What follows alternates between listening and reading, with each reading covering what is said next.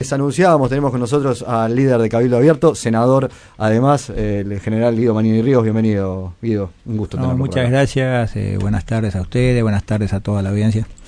Le voy a empezar a preguntar, no sé si va a usar las mismas palabras que usó recién fuera del aire, y me parece normal además, porque uno se expresa de distintas formas. ¿Cómo lo llevan estos meses en la vida política activa, más allá de lo que fue primero la campaña electoral? Ahora ya forma parte de un sistema, de un juego político. ¿Lo sorprendió? ¿Se encontró con algo que más o menos imaginaba lo que iba a ser? ¿Cómo se encuentra cómodo allí? Bueno, más allá de que es un mundo muy particular en el cual la experiencia muchas veces ayuda, y que hay gente muy experiente que lleva muchos años en el trabajo legislativo y uno es nuevo en eso. La verdad que ha sido un periodo muy movido a pesar de ese semi-receso que hubo por la pandemia a partir del 13 de marzo, pero nosotros hemos seguido trabajando intensamente, recibiendo gente, recibiendo delegaciones, trabajando en distintos proyectos. Bueno, a partir de que entró la ley de urgente consideración se intensificó más el trabajo.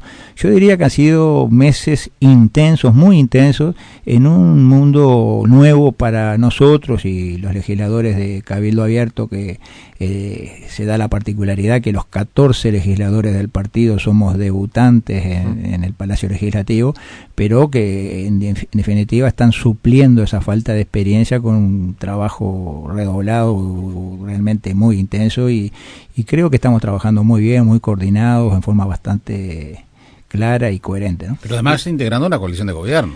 Integrando la coalición de gobierno, con lo que eso significa, digamos, manteniendo reuniones de coordinación muchas veces, y bueno, y planteando nuestras posturas. Nosotros siempre decimos, integramos la coalición de gobierno, pero somos un partido diferente. Aquí creo que es una coalición que uno puede decir en cierta forma diferente a lo que es normalmente una coalición. Acá no hay órganos comunes de la coalición, no hay una dirección común. Cada partido tiene su propia forma de gobernarse, digamos, de manejarse, y en definitiva creo que eso hasta le da más valor a lo que se viene construyendo en conjunto, que es que a pesar de las diferencias de los partidos podemos llegar a trabajar con coherencia para darle al gobierno nacional las herramientas que necesita para poder llegar a las soluciones de la gente. Yo creo que Cabildo, marcando sus diferencias, y vaya si la habremos marcado en varios puntos en lo que va en estos pocos meses de este gobierno, marcando sus diferencias, no deja de ser un fuerte soporte, un leal aliado de todos los integrantes de la coalición para lograr llegar a las soluciones que necesitamos urgentemente todos los uruguayos. Uh-huh. Y esa es la lógica que además estuvo detrás de la conformación de la coalición, ¿no?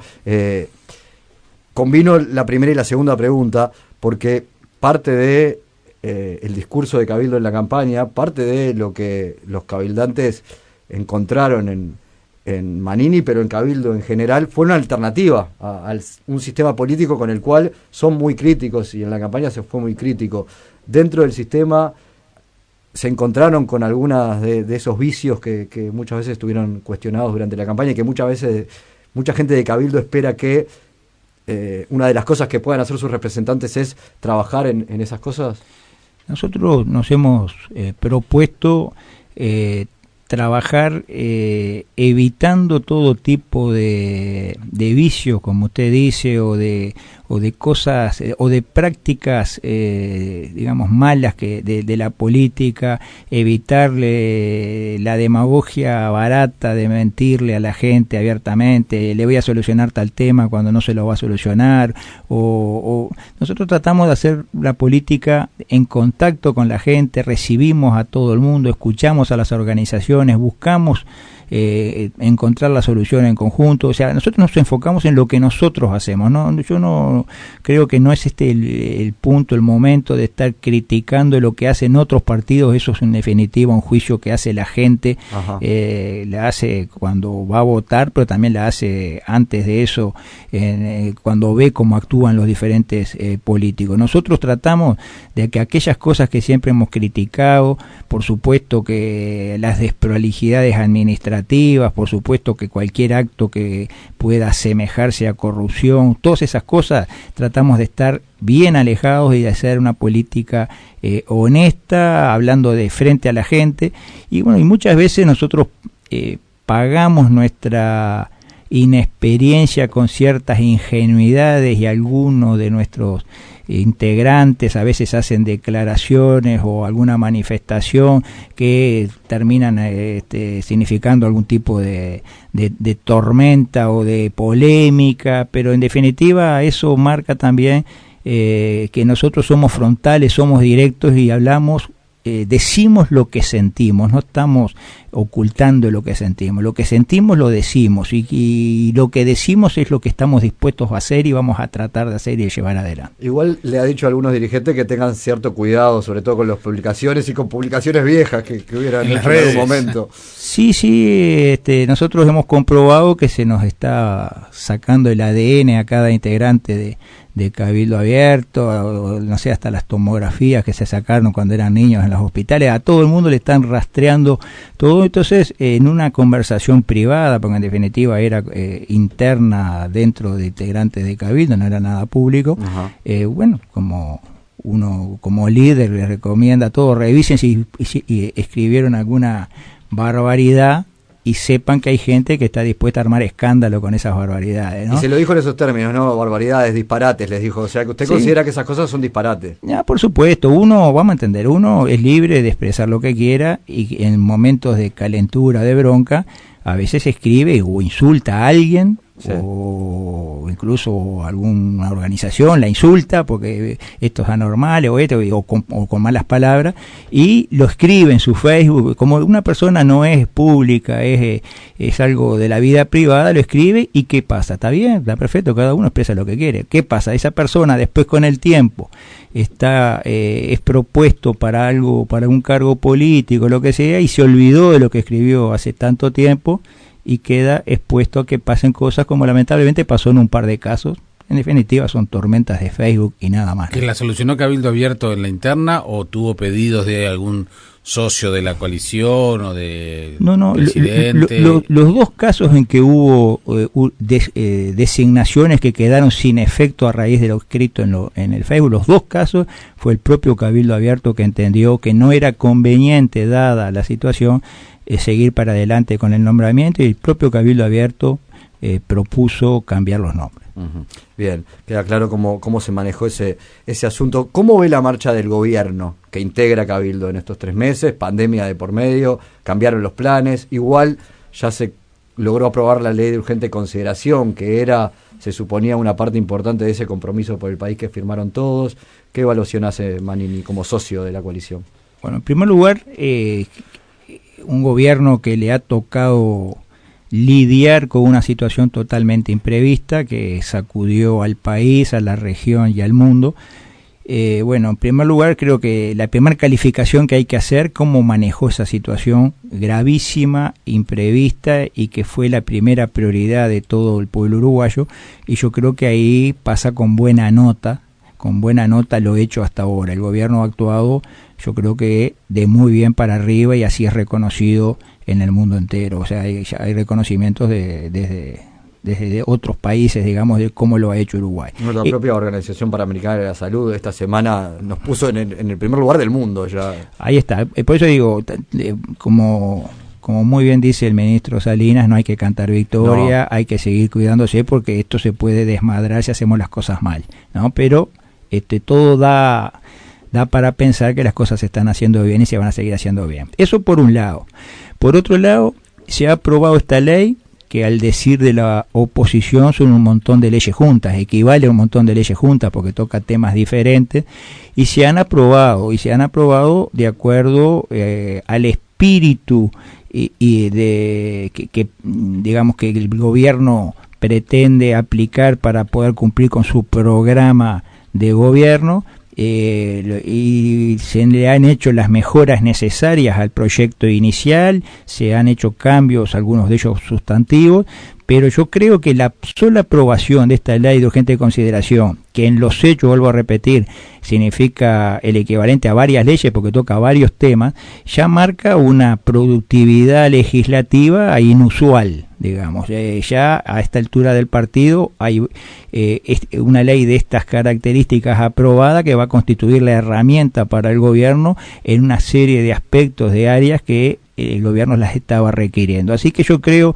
que en ese ámbito también se ha adelantado bastante. Por supuesto, para calificar al gobierno todavía faltan cosas que son muy importantes, que es cómo hacemos para reactivar la economía del país que está seriamente golpeada, cómo hacemos para atender otras situaciones o otros temas que son prioritarios para la gente, y creo que para eso todavía no hay suficiente material para hacer la evaluación exacta. Yo creo que el gobierno está haciendo las cosas que puede hacer, las está haciendo correctamente, la coalición está actuando con coherencia, está actuando con solidez, y bueno, en definitiva estamos con una expectativa optimista hacia adelante, pero sabemos que la situación es muy dura, hay miles de uruguayos que están duramente golpeados, y a esos no hay que dejarlos al costado del camino. Ese es el gran desafío que tiene el gobierno para los próximos meses. Me quiero meter en eso, entonces, ¿Cabildo tiene propuestas, tiene ideas para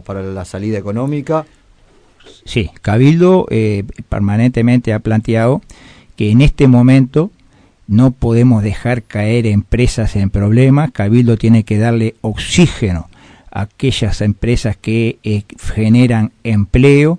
Cabildo tiene, el gobierno tiene que darle oxígeno a las empresas que están en problemas, no puede dejar caer a esas empresas. El gobierno tiene que tener iniciativas, y las está teniendo, ¿tiene caja el gobierno de para estímulo. poder hacer eso? Caja para ese tipo de políticas se dispone, porque hay créditos contingentes aprobados que se pueden echar mano. Yo creo que lo que no puede hacer el gobierno hoy, esto lo he hablado con el propio presidente y lo hemos hablado, y ahora estamos a la expectativa de la ley de presupuesto que se pueda recoger lo que estamos hablando. Lo que no se puede permitir ahora es que empresas que indudablemente están en problemas, porque la situación actual ha generado problemas en forma generalizada, esas empresas no pueden, bajo ningún concepto, quedarse sin el oxígeno necesario, porque sería una catástrofe desde el punto de vista del empleo, una catástrofe social,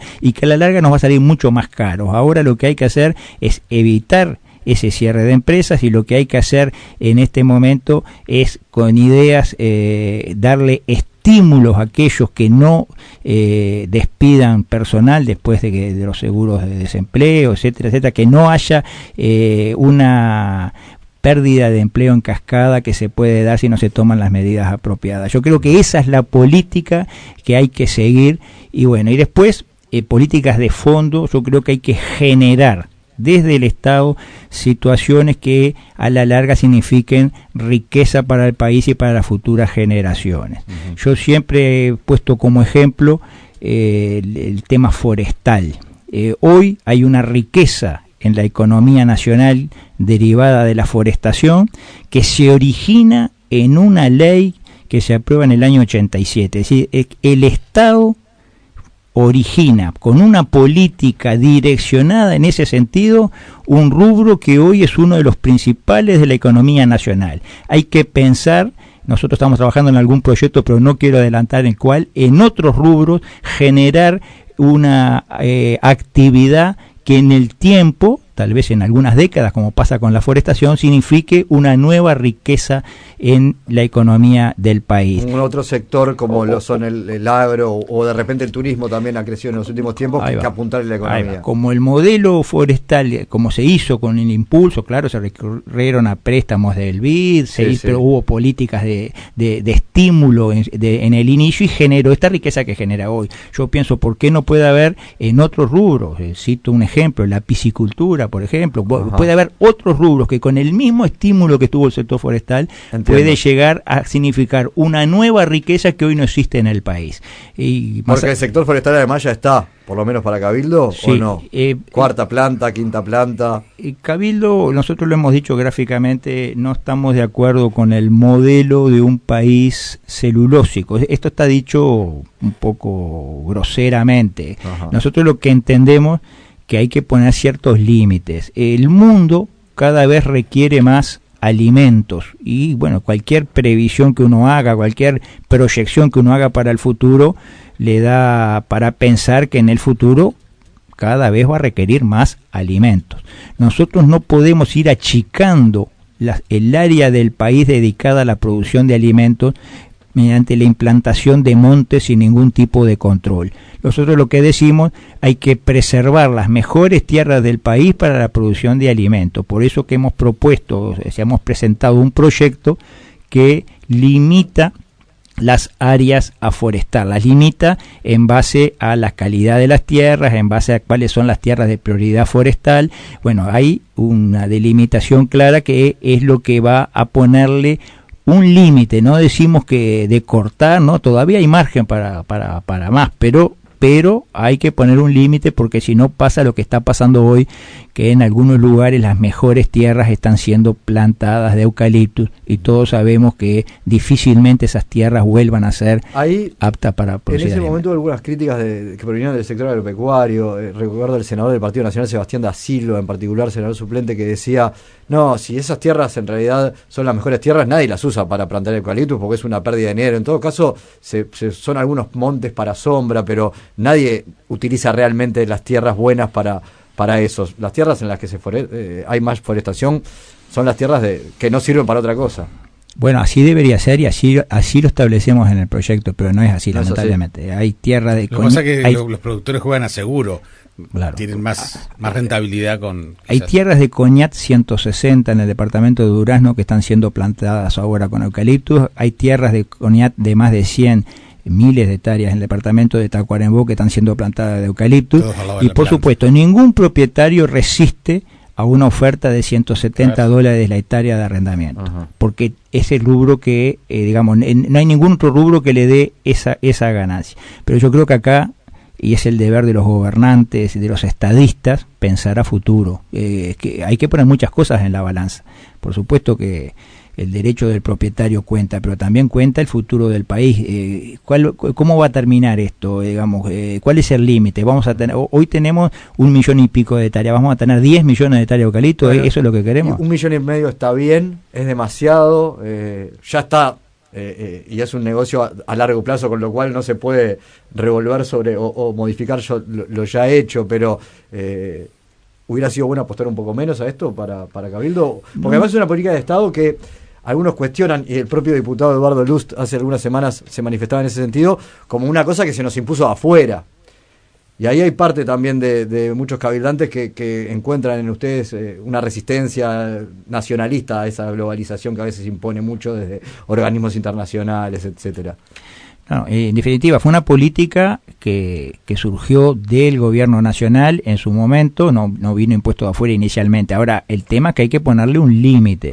En el principio, cuando esto se arrancó en el año 87, había 30.000 hectáreas de eucaliptos plantadas en el país.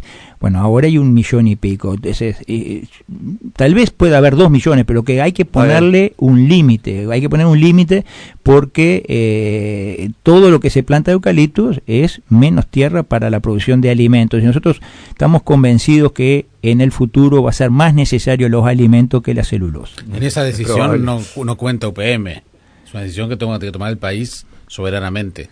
Por supuesto, acá todas esas cosas tienen que ser decididas por el gobierno nacional, por el Estado uruguayo, mirando lo mejor para los uruguayos, no para una multinacional, sea esta cual sea. Creo que hay que mirar lo mejor para los uruguayos. Nosotros siempre decimos que una de las grandes tragedias que vive el Uruguay hoy es el vaciamiento de su interior, el vaciamiento del campo.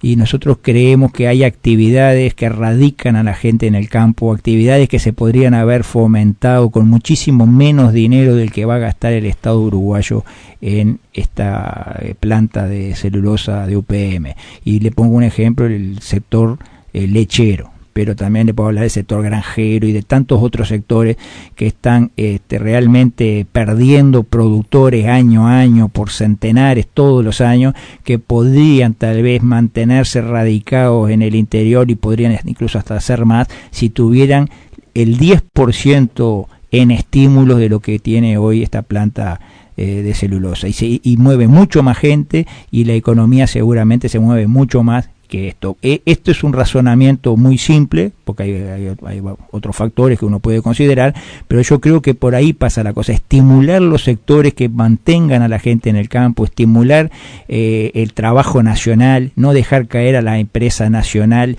aquellos que trabajando de sol a sol se terminan fundiendo irremediablemente porque el costo país es imbancable, porque no pueden afrontar el costo de la energía, del combustible, etcétera, etcétera. Entonces nosotros creemos que es fundamental tener una política donde el capital nacional sea la prioridad.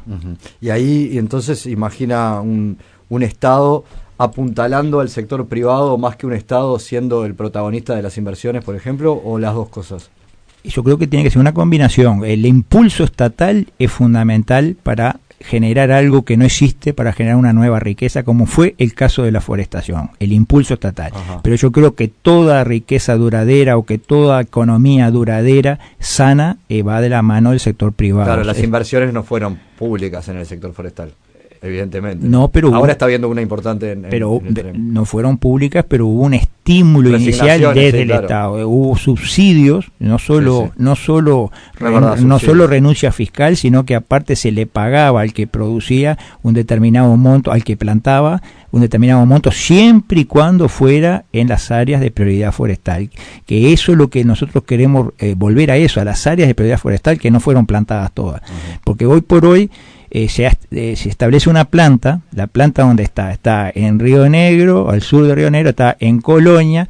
Entonces, como el factor transporte es muy importante en la ecuación económica, se tiende a plantar las tierras que están más inmediatas a la planta, y esas tierras son las mejores del país, de una y de otra planta, son las mejores tierras del país, ¿no? Entonces hay que ponerle un límite, si bien no hay un subsidio por plantar eso, pero tampoco hay una prohibición. Nosotros creemos que hay que poner límite y en ese sentido apunta nuestro proyecto. Mencionaba la economía como uno de los elementos que hay que dar más tiempo para evaluar al gobierno.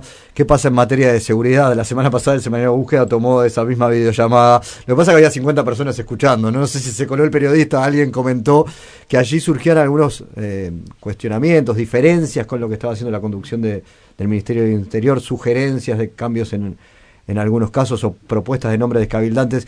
Se reunió con el ministro, escuché que, bueno, estas declaraciones no fueron públicas, así que las dejamos de lado. ¿Qué opina Manini sobre lo que está haciendo la gestión del Ministerio del Interior? Lo primero que opino es que la gestión lleva 4 meses y que es difícil enderezar el perjuicio generado durante 15 años de políticas equivocadas, arreglarlas en 4 meses, que hay que dar tiempo para ver los resultados. Recién ayer se terminó de aprobar esta ley que le da ciertas herramientas al Ministerio del Interior para actuar con más eficacia, con más eficiencia. Yo creo que hay que darle tiempo y no es momento, por supuesto, de criticar al Ministerio del Interior hasta no ver los resultados. Sí es cierto que tuvimos una reunión con el señor ministro al que le hicimos llegar propuestas nuestras en el entendido de que hay cosas que se pueden hacer de determinada manera, y nosotros pienso que de nada sirve tener ideas y quedárselas guardadas. Las ideas hay que dárselas al que las puede ejecutar. Y se las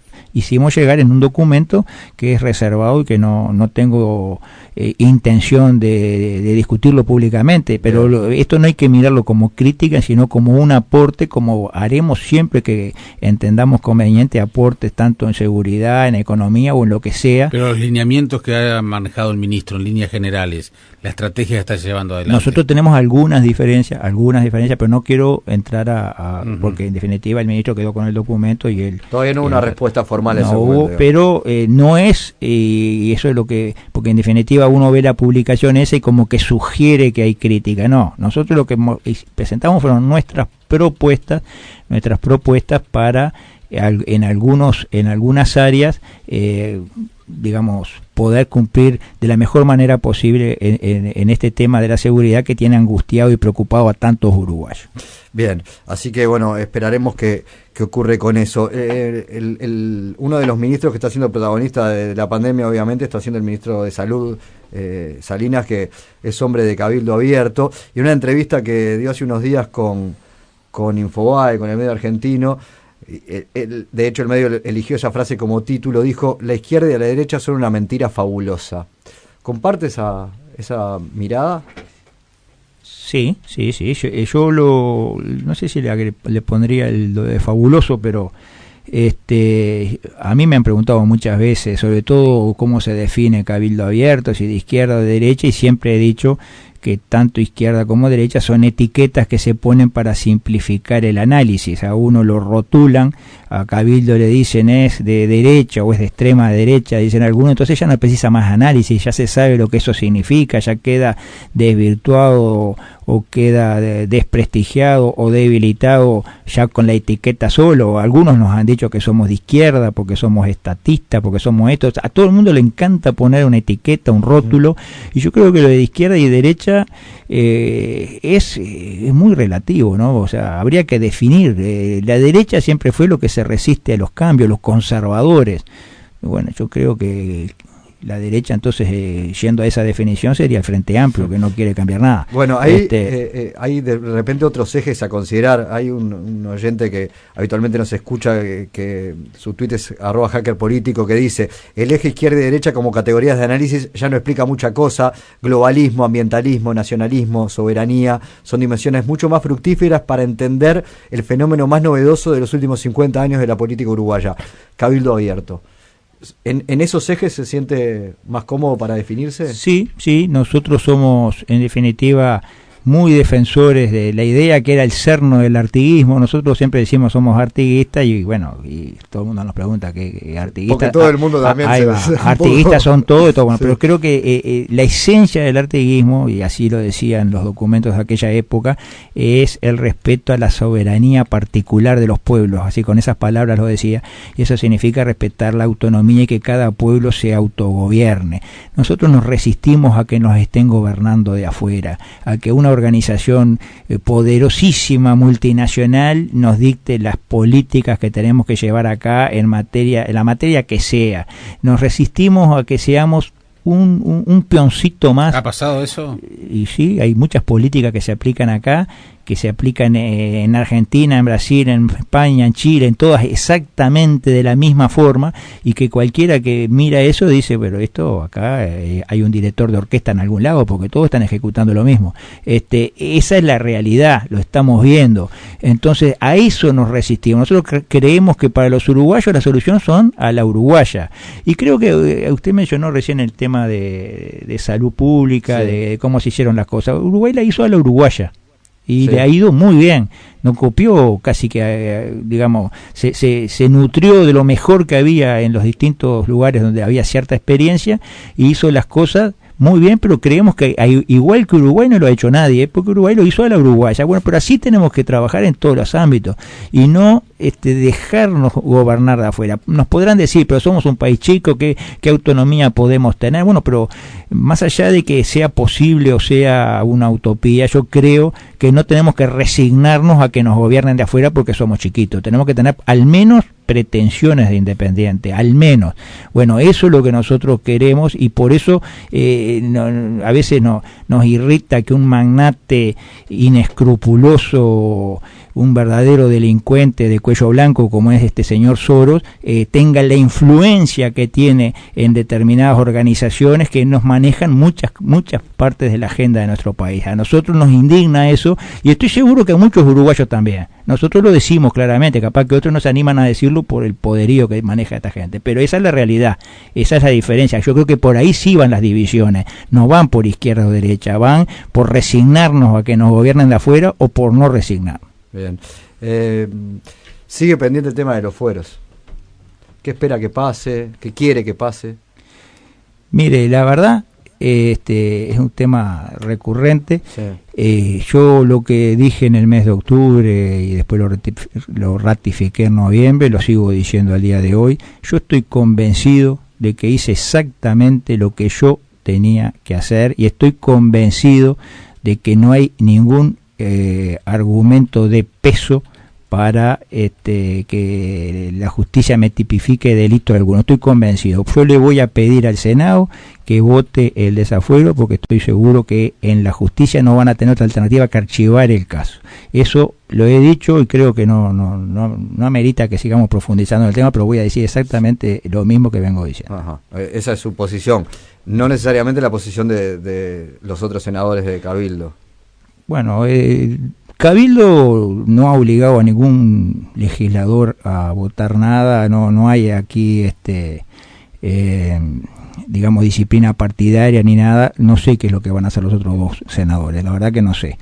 Pero uno imagina que lo conversan y que ellos han dejado por lo menos el margen de la duda de que no están muy seguros de que confíen en que la justicia actúe con equilibrio en su caso. Sí, es verdad, pero yo les explico a ellos que la justicia no tiene, me parece a mí, ningún argumento para seguir adelante con una causa que desde el primer momento fue claramente utilizada políticamente en el medio de una campaña electoral. Mujica dijo que no lo va a votar porque no quiere que se victimice la figura de Manini Reyes. Bueno, es una posición bastante peculiar la de Mujica, pero cada legislador va a tener su razonamiento en su momento. Pero ¿usted preferiría que lo voten? Más allá de que viste que empezaron a decir, no, los fueros no son de Manini. Me imagino que Manini sabe que los fueros son de la Cámara, pero él expresa su opinión personal sobre un asunto que obviamente lo involucra, y prefiere que todo quede claro en la justicia. Si se vota, se termina una vez el tema. Si no, va a seguir pendiente. Cuando yo deje de ser senador dentro de 5 años, bueno, seguirá la justicia tras mí, no sé. No quiero volver a hablar sobre todo el tema porque fue parte de la entrevista que tuvimos el año pasado, cuando todavía no había definido la candidatura, pero sí había dejado la comandancia más o menos en abril, y hablamos largo y tendido del tema.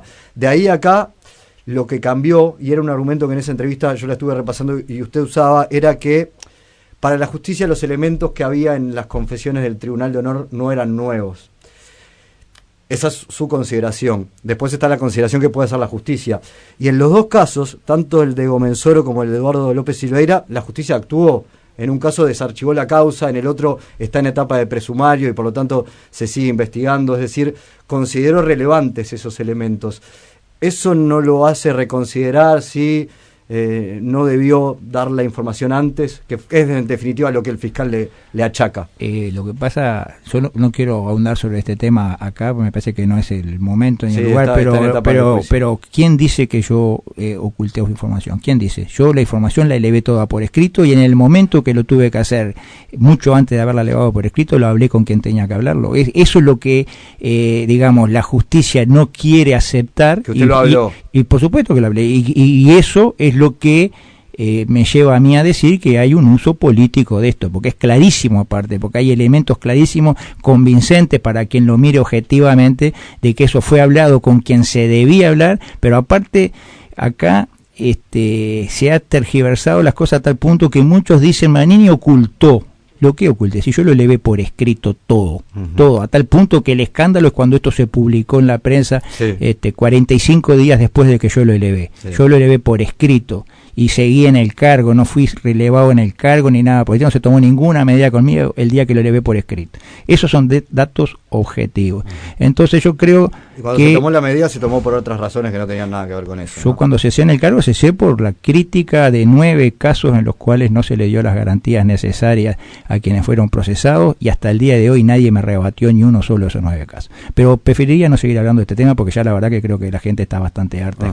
No, quería hacer esa puntualización por ese elemento que es diferente respecto a este año y el año pasado. Sobre los 9 casos hicimos un informe en Las Cosas en su Sitio, y es cierto que hay elementos que generan duda en ese sentido, pero bueno, mantiene esa postura y entiende que con esas palabras que, bueno, ahí está la diferencia con la Fiscalía en definitiva.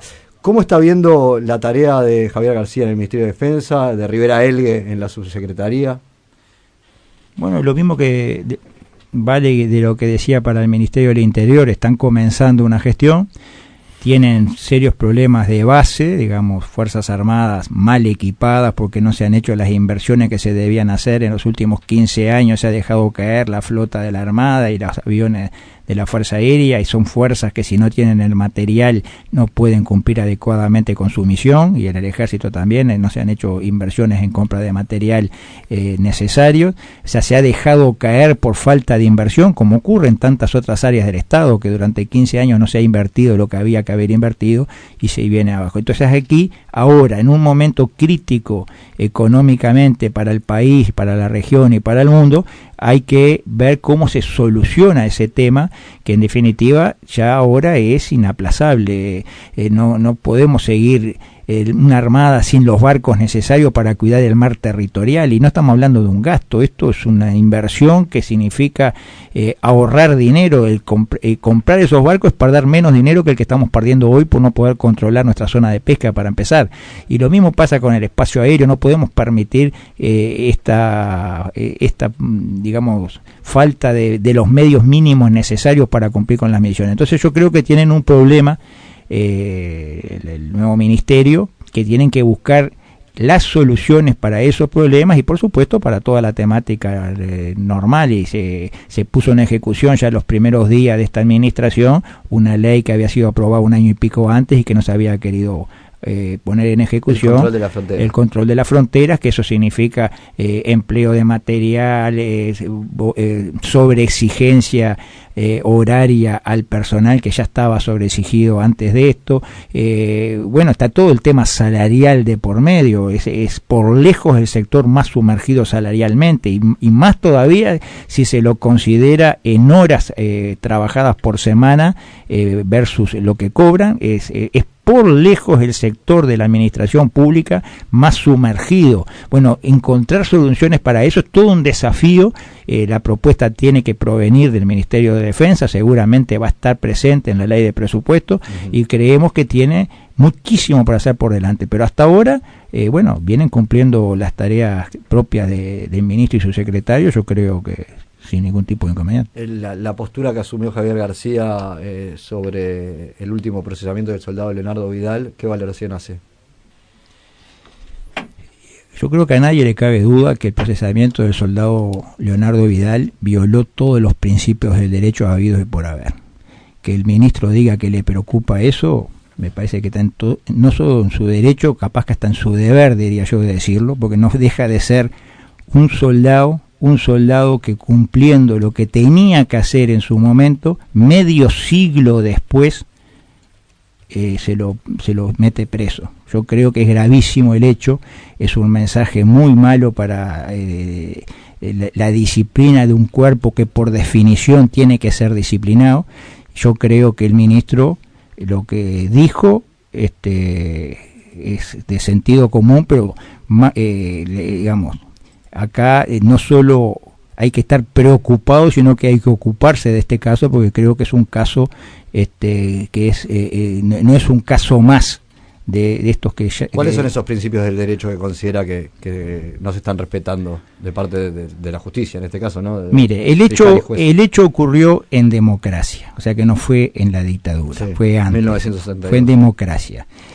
Actuó la justicia que tenía que actuar de acuerdo a la ley vigente y archivó el caso. Hay un principio del derecho que dice non bis in idem, que significa que no se lo puede juzgar 2 veces. Fue juzgado en su momento, no se puede. Ese es un principio del hecho violado.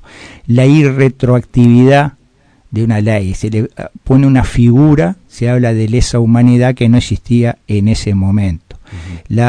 Los tiempos de prescripción, hay una serie de principios del derecho que cualquier estudiante de derecho en el primer año de facultad lo sabe perfectamente, que en este caso no fueron cumplidos. Más allá de que se trata de un soldado que cumplía la orden que se le entrega un oficial, y que esto está documentado o es sabido desde hace tiempo, porque no es un caso nuevo, hay hasta libros escritos en ese sentido. Aunque lo que no estaba claro era realmente si el soldado había sido quien disparó. Bueno, que algunos todavía tienen dudas al respecto. Aparte de eso, pero más allá de eso, aunque hubiera disparado al soldado, ¿no? Aparte se agrega la duda, porque la defensa del soldado dice que él no tiró, ¿no? Pero aparte de eso, así hubiera tirado. Hoy. Y si el soldado disparó, porque esa es la otra lectura. 50 años después, en realidad, por ejemplo, nuestro compañero Ignacio Álvarez lo interpretaba así. Está bien que el mensaje sea para un soldado que no tiene que disparar por la espalda por más que reciba la orden. Yo le digo, en el año 98, el ejército se hizo cargo de las custodias perimetrales de las cárceles, y hubo un incidente, un preso quiso escaparse y le tiró y le pegó por la espalda. Generalmente cuando alguien está huyendo, el tiro lo recibe por la espalda. El soldado estaba cumpliendo con su consigna, estaba cumpliendo con su deber, no fue preso el soldado. Claro, el soldado, el muerto no era un guerrillero, era un simple delincuente común que se quería escapar.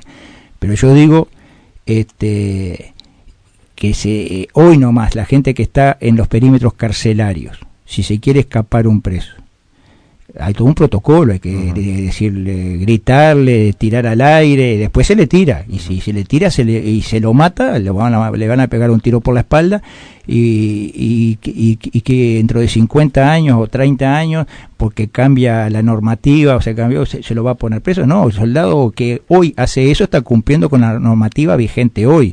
Nosotros siempre, digamos, los uruguayos hacemos alarde de que acá se cumple con la ley, honramos los compromisos y todo, y yo digo, el marco jurídico que regía en el año 72, que fue respetado o fue cumplido de acuerdo a la situación vigente.